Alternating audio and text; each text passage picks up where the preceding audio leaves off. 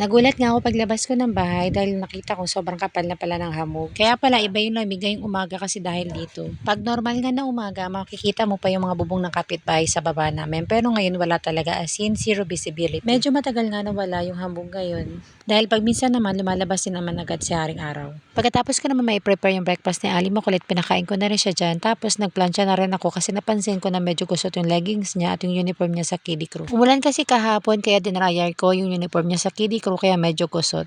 Fast forward, nakaligo at nakabihis na rin sa Ali Makulit at habang pinapatoy yung buhok niya, sinusuklay-suklay ko muna. At kung mapapansin nyo nga po, tawang-tawa siya dyan sa pinapanood niya. Ewan ko ba, hindi ko maintindihan. Iba na po talaga yung mga trip panoorin ng mga bata ngayon. Na makaligo at makapag-ayos na ako, tinali ko na rin yung buhok na Ali Makulit at good to go na kami.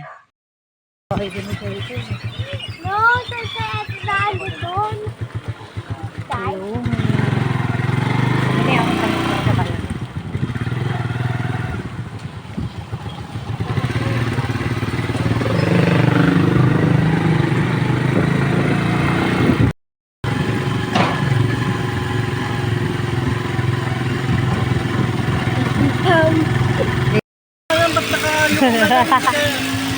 Pwede na ba yung dukduk yun?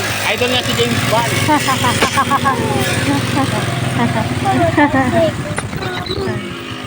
Ano, may jeep na. Ipang.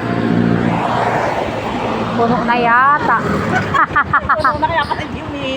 Yun lang.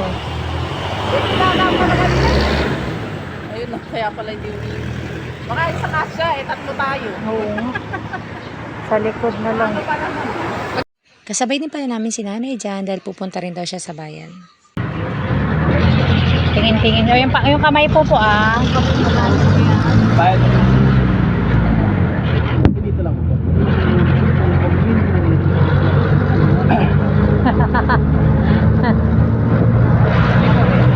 Fast forward, nandito na ulit kami sa McDonald's at day 4 na po ng Kiddie Crew Workshop. Tayo.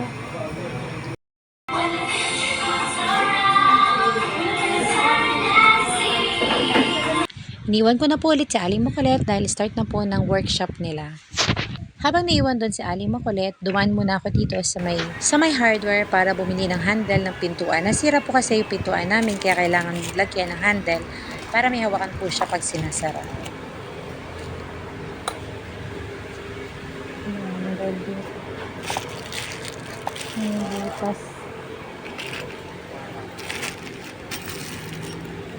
Pagkatapos ko naman pong bumili doon, dumiretso naman po ako sa palengke para bumili ng laruan na ireregalo ko kay Ali Makulit dahil malapit na po ang kanyang birthday. Isinabay ko na nga rin pong bilhin yung mga candy na ilalagay ko sa loot bag na ipamimigay niya sa mga bata sa birthday niya.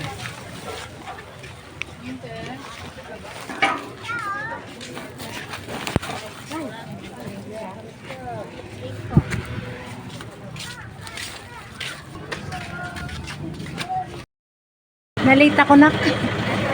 Hello! Asan 40 days ganap ng workshop activity nila ay pina-experience naman sila sa drive-thru. Pero Diyos ko, kahirap din talaga mag-voice over, nabubulol-bulol pa ako. Bye-bye! Thank you po!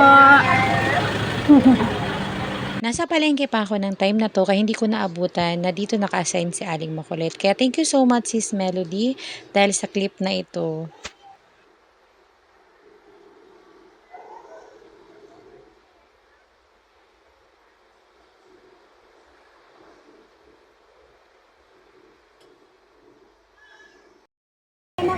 Oh, akit yan. Hawak ka na.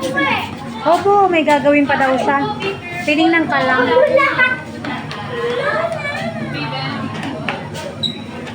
Pagkatapos po ng drive-thru experience nila, pinakit na rin yung mga bata and then pinag-practice ulit sila ng anthem ng McDonald's. Bale, ipo-perform kasi nila ito sa graduation nila sa Kiddie Crew Workshop. Pagkatapos noon, mealtime na, o diba, natuto ka na, nag-enjoy ka pa, and then, nabusog ka pa. Kaya for sure, next year, mag-i-enroll talaga ulit dito sa Aling Makulit. Nang matapos ng kumain sa Aling Makulit at nakapagpahinga na rin siya, umalis na rin kami. So I guess that's all for today. See you on my next one. Bye! Pagod na?